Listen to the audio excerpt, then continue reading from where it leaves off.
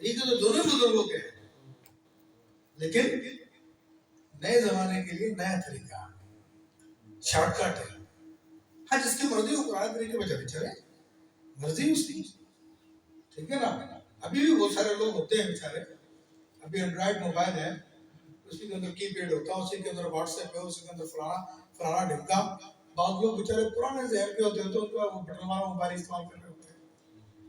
اپنے اپنے ذہن کی بات ہے، ٹھیک ہے نا. تو کوئی کسی کا ذہن تو نہیں بدل سکتا، لیکن میرا اللہ تعالیٰ تک پہنچنے کا قریب ترین راستہ اس لیے فرمایا گیا کہ آپ کے نفس ہی کو اس طرح ڈیل کیا جاتا ہے کہ وہ اللہ تبارک و تعالیٰ کی پہچان میں آ جاتا ہے. اللہ اللہ اللہ اللہ. اور یہ طریقہ اہل جنت کا طریقہ ہے. سبحان اللہ.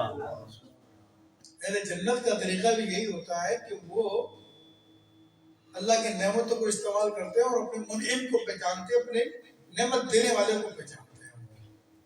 یہ ان کے شکر کا طریقہ ہوتا ہے. تو یہ اہل اللہ کا خاص طریقہ ہے جس کے ذریعے وہ الحمدللہ رب العالمین. پھر آپ فرماتے ہیں میرے مرید کو محنت کرنے کی ضرورت نہیں ہے، اتنے چلے کاٹنے پڑیں گے جی، فلانے کرنے پڑیں گے، فلانے کرنے پڑیں گے. یہ مفتی صاحب بیٹھے ہوئے ہیں، فرحان صاحب بیٹھے ہوئے ہیں، یہ مفتی اعظم مبارک صاحب آپ کے شہر کے لوگ ہیں نا، یہ اس لیے میں ان کے نام لے رہا ہوں. انہوں نے کوئی چلے نہیں کاٹے ہیں، کوئی چلے نہیں کاٹے ہیں، نہ کوئی دریا میں گئے، نہ کوئی جنگل میں گئے، نہ کوئی پہاڑ پہ گئے.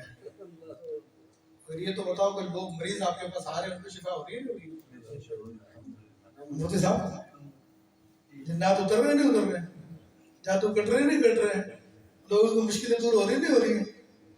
یہ پریکٹیکل مثالیں ہیں جن لوگوں کو سیکھنے کے لیے لوگ 20 سال لگاتے ہیں. کوئی امام جابری نے کہا محنت میں نے کر لی ہے، میرے مرید کو محنت کی ضرورت نہیں ہے. یہ بغیر محنت کی الحمدللہ ساری زندگی کتابیں پڑھتے رہے، ہم بھی کتابیں پڑھ رہے ہیں، اب بھی کتابیں پڑھا رہے ہیں.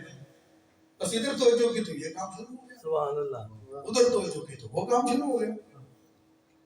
کل یہ اویس بھائی بیٹھے ہوئے، شادی بیٹھے ہوئے، حافظ بھائی سے ان کے گھر پہ ایک حافظ صاحب تشریف لائے. وہ انہیں کے سامنے بتا رہے تھے